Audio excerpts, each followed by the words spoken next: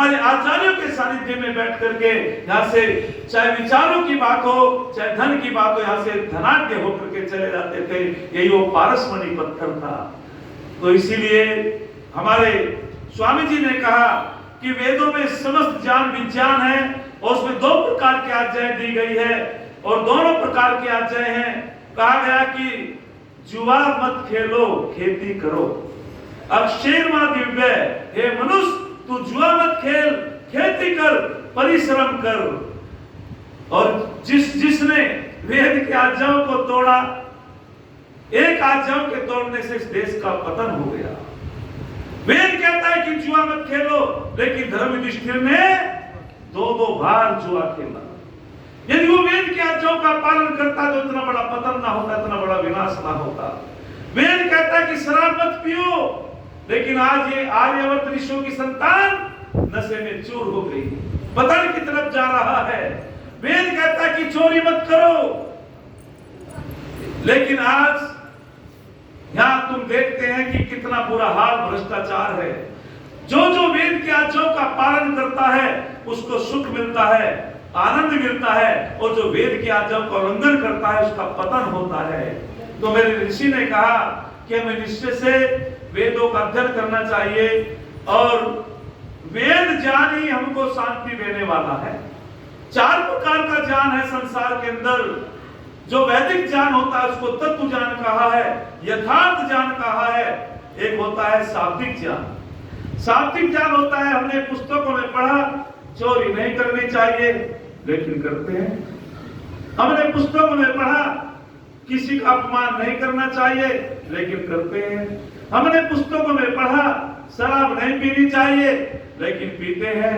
हमने पुस्तकों में पढ़ा जुआ नहीं खेलना चाहिए, लेकिन खेलते हैं। हमने पुस्तकों में पढ़ा क्रोध नहीं करना चाहिए, बोलो, लेकिन करते हैं।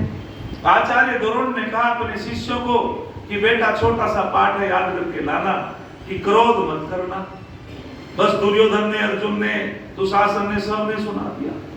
जब धर्म युधिष्ठिर का नंबर आया, बेटा पाठ याद हुआ, बोले जी कोशिश तो की है लेकिन अभी याद नहीं हुआ। गुरुजी ने उसको फटकार लगाई। दूसरे दिन फिर पूछा, सारे बच्चों ने सुना दिया। धर्म युधिष्ठिर का नंबर आया, बोले बेटा पाठ याद हो गया?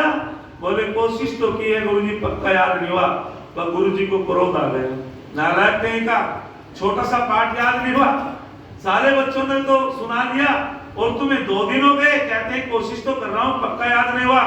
और गुरुजी ने उसको ताड़ना दी, उसकी पिटाई की और क्रोधित हो गए। धर्म युधिष्ठिर मुस्कुरा के बोले, गुरुजी पाठ पक्का याद हो गया। बोले अभी इतनी जल्दी कैसे हो गया? आपने कहा था जीवन में कभी क्रोध मत करना। जब तुम मुझे प्रताड़ित कर रहे थे, मेरी पिटाई कर रहे थे, मेरे मुखमंडल पे कोई क्रोध की रेखा नहीं है गुरुजी। अब मुझे लगा, मैंने इसको आचरण में ले लिया है कि वास्तविक रूप से मैंने क्रोध पे विजय प्राप्त कर ली है। अब मेरे ये पाठ पक्का याद हो गया है। आचार्य द्रोण लज्जित हो गए। अरे जो मैंने अपने शिष्य को उपदेश दिया था उसने तो आचरण में ये बात ले ली, लेकिन मैं स्वयं क्रोधित हो गया। और फिर दूसरी बात कही, शाब्दिक ज्ञान यदि हम आचरण नहीं करेंगे तो ये ज्ञान हमको भय की तरफ ले जाता है, पतन की तरफ ले जाता है। और दूसरा ज्ञान होता है भ्रमात्मक ज्ञान। जब भ्रम पैदा हो जाता है, अरे पड़ी तो रस्सी और समझ गए, बोल दो जरा, सांप, उससे भय उत्पन्न हो गया। जब कुछ कुछ अंधेरा होता है, कुछ कुछ प्रकाश होता है, ऐसी स्थिति में भ्रम हो जाता है। जब कुछ कुछ ज्ञान होता है, कुछ कुछ अज्ञान होता है, ऐसी स्थिति में भ्रम हो जाता है। और ये भ्रम वाला ज्ञान भी हमको भय की तरफ ले जाता है, पतन की तरफ ले जाता है। और तीसरा होता संशयात्मक ज्ञान।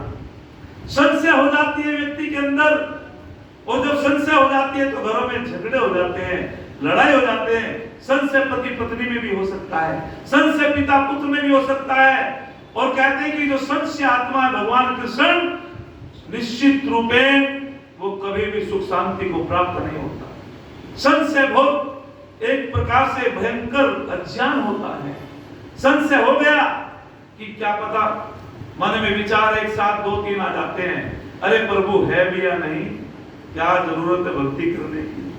क्या पता मेरे कर्मों का तुम्हें मिलेगा भी या नहीं।